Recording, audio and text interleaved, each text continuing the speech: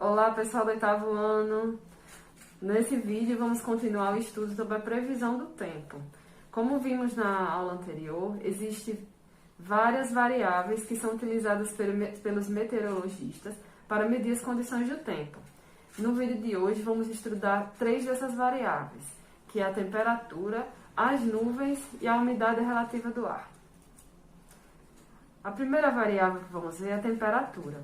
É a mais conhecida, mais utilizada no nosso dia a dia. Todo mundo já deve ter medido a temperatura corporal para saber se está com febre. Para isso, são utilizados diversos tipos de termômetro, como os de mercúrio e os digitais. Na meteorologia, é utilizado um tipo diferente de termômetro, já que aí a gente não quer saber a temperatura corporal, mas a temperatura do ambiente. O mais utilizado são os termômetros de máxima e mínima. Vocês já devem ter visto na previsão do tempo, né?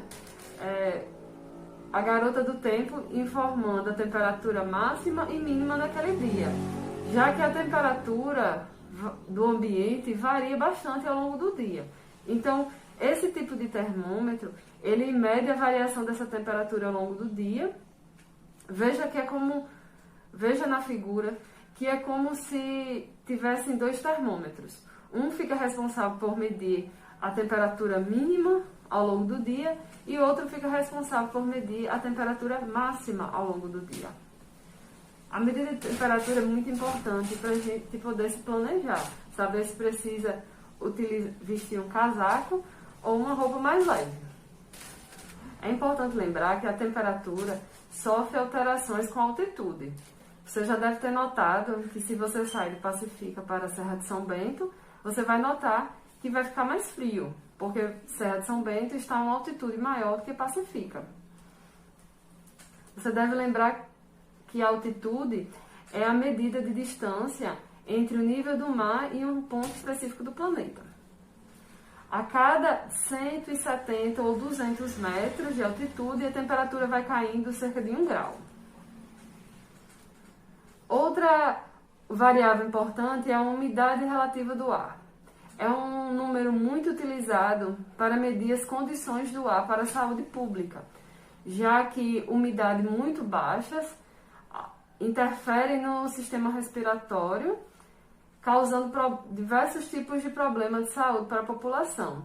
Inclusive, os serviços públicos emitem alertas para a população quando essa umidade está muito baixa, para que as pessoas possam se proteger. Essa variável mede a quantidade de vapor de água presente no ar. Quando a gente fala que é a umidade relativa, esse relativa indica que é o percentual de vapor de água presente no ar. Isso em relação à quantidade máxima de vapor que pode ter naquele ambiente. Existem diversos tipos de instrumento para medir a umidade do ar. Os mais utilizados hoje em dia são os digitais, que já nos fornecem na hora o percentual de umidade presente. Os medidores mais utilizados são chamados de psicômetros. O princípio dele é a utilização de 2 termômetros. O primeiro é o termômetro comum, que mede a temperatura do ar seco. O segundo é colocado nele um algodão úmido, para que assim possa medir a temperatura do ar úmido. O cálculo da umidade relativa é feito a partir da diferença entre a temperatura do ar seco e a temperatura do ar úmido. Vamos agora ver um pouquinho sobre as nuvens. As nuvens são formadas a partir do vapor de água que chega na atmosfera e se condensa formando gotículas de água que reunidas formam as nuvens. Essas gotículas podem chegar a cair formando a chuva. Existem vários tipos de nuvens que, dependendo da altura em que elas estão e das condições de temperatura e umidade do ar, elas podem variar bastante na forma e tamanho. Esses vários tipos podem ser um indicador das condições de chuva naquele ambiente. Vamos ver agora alguns desses tipos. O primeiro dele é o tipo Cirrus. Vocês podem ver na imagem que são nuvens fininhas, brancas, que se formam em altas altitudes. Elas são formadas por cristais de gelo e indicam ausência de chuva. O segundo tipo é acumulus. São nuvens brancas, densas e também não indicam chuva. São aquelas nuvens que a gente vê no céu e fica vendo qual o bichinho que ela parece. O terceiro tipo é a nimbus. São nuvens cinzentas, escuras, que vão indicar chuva. Agora temos a cumulonimbus.